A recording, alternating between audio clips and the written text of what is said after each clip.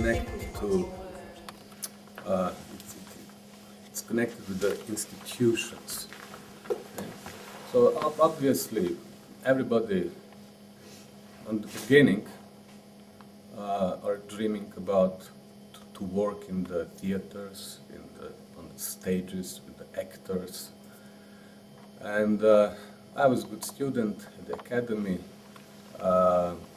Pretty fast, I've started to direct in the national institutions in Slovenia.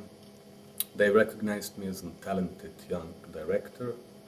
They also awarded me, and I was doing this and doing, and it becomes more and more hard for me because my ideas were stuck, and I couldn't break through with them in this kind of institutional way of working. And my performances started to become more and more weird for general audience. And they start to ask themselves, what's happening with this young, talented director? What he's producing now? He's so talented. What's wrong with him? And then I recognized that I have to do something because this is going nowhere. I'm not satisfied, people are not satisfied around me. I'm always trying to push something, but I don't know really with what I'm fighting with. And then I recognize that I'm fighting with the productional system I made. That this system does not work for me. I simply cannot fit in it. And then I decided to do kind of radical cut, and decided not to do with them anymore. Okay, so I refuse all the offers. In the next stage of my work with theater, and then I recognize, okay, then I know a lot about what I don't like, and this is good. Okay, so then just go through this. What you don't like, you will find something that you like, and then via negativa started. Okay, so okay, this is probably a way. Okay, through what you don't like, you will discover something that you like, and in this, what you like, you will soon or later discover what you don't like about, and then in this way maybe you will improve your way of thinking, doing, creating, and this is now basically become a kind of process of working. I don't like rehearsals in the common sense of the word. Okay, you rehearsal something, so you repeat something in order to improve your skills or to be better in this kind of situation. You know about it. We do rehearsals in this way that it's always a kind of little performance for us. Okay, we just have this agreement. Okay, you think about this subject and just next week show us your own little piece about it, and we will look at it. We will be your viewers, and the only thing we know about this is about greed. So we generally know what you're talking about, but we don't know what specifically you're talking about. So be quiet about this and just show us the piece. Through our reactions, he can learn how our process of viewing were working during his showing. And then this is the process that we repeat week after week, month after month, until we understand each other. Our next step of the rehearsals starts with the performances. Okay? Because first meeting with the viewers, it's for us next phase in the thinking, because this is the first moment when we can see how this exchange worked. Okay? And then we just develop the work.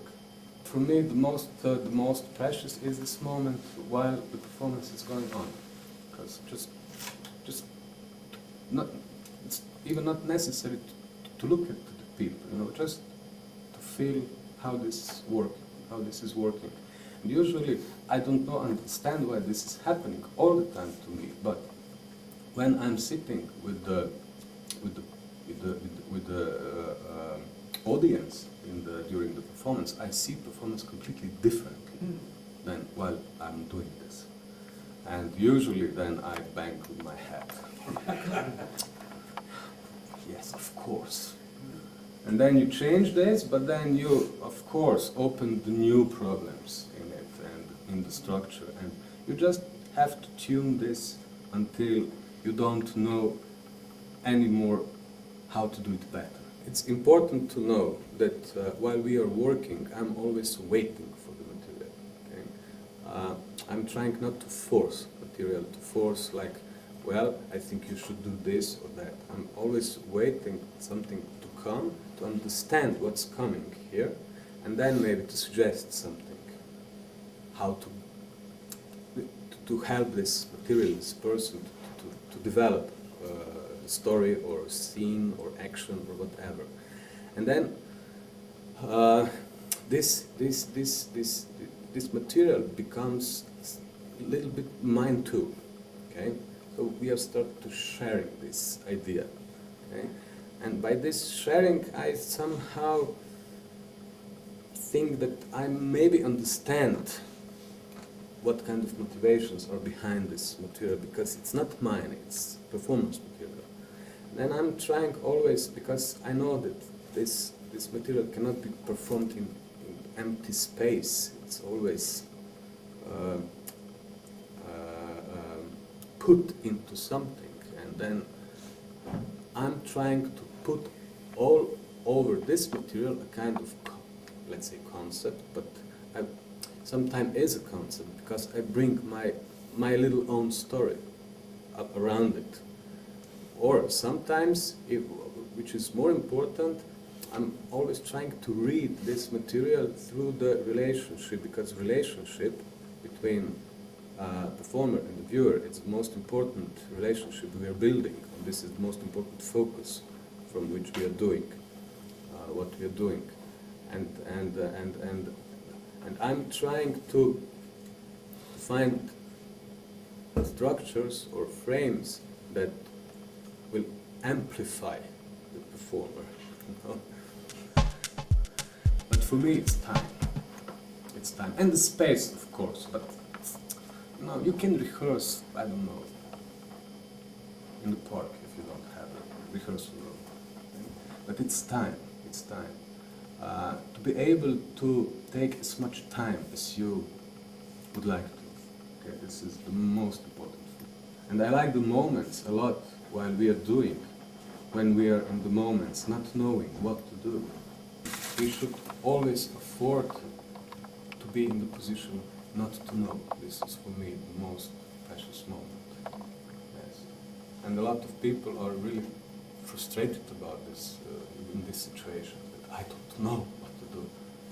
Well, now do something. Now something might come. Okay. That's something really nice in theater. It's again about time for me. Yeah, it's time, because when this time pressure is pushing you to force a kind of decisions about the work, then you're doing some harm in this work. Okay? These decisions are the best when they are jumping out of the work by themselves. You just have to recognize them. Okay? But when you are forcing work, then you are doing mistake. In my case, a lot of times, and this is the worst that you can do to your work.